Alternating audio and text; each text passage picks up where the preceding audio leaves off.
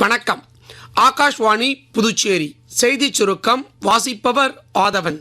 செங்கல்பட்டு மாவட்டம் மதுராந்தகத்தில் தேசிய ஜனநாயக கூட்டணி சார்பில் இன்று மாலை 3 மணி அளவில் நடைபெறும் பொதுக்கூட்டத்தில் பிஜேபியின் மூத்த தலைவரும் பிரதமருமான திரு நரேந்திர மோடி உரையாற்ற உள்ளதாக தமிழக தேர்தல் பொறுப்பாளரும் மத்திய அமைச்சருமான திரு பியூஷ் கோயல் தெரிவித்துள்ளார்.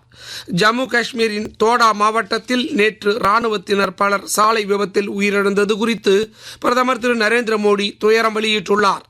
தேர்தல் ஆணையம் நேற்று புதுடெல்லியில் ஜனநாயகம் மற்றும் தேர்தல் மேலாண்மை குறித்த இந்திய சர்வதேச மாநாட்டின் அலுவலர்களுக்கு இடையே 32 நாடுகளைச் சேர்ந்த தேர்தல் மேலாண்மை அமைப்புகளுடன் இருதரப்பு கூட்டங்களை நடத்தியது.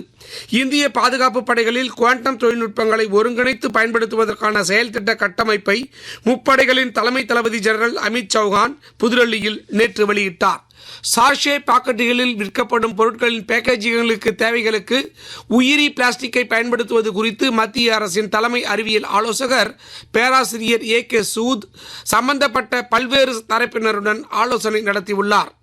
கான்பூர் IIT உயர்கல்வி நிறுவனத்தில் அண்மையில் நிகழ்ந்த மாணவர் தற்கொலை சம்பவங்கள் குறித்து விசாரிக்க மத்திய கல்வி அமைச்சகம் 3 உறுப்பினர் குழு ஒன்றை அமைத்துள்ளது. குடியரசு தின அணிவகுப்பில் மத்திய தகவல் ஒலிபரப்பு அமைச்சகம் சார்பில் இடம்பெறவுள்ள அலங்கார வண்டி கதை சொல்லும் கலையில் இந்தியாவின் பாரம்பரிய திறன்கள் முதல் ஊடகங்களின் உள்ளடக்க தேவைகளுக்கான உலக கேந்திரமாக தற்போது இந்தியா மேம்பட்டு இருப்பது வரை எடுத்து கூறும் வகையில் வடிவமைக்கப்பட்டுள்ளது.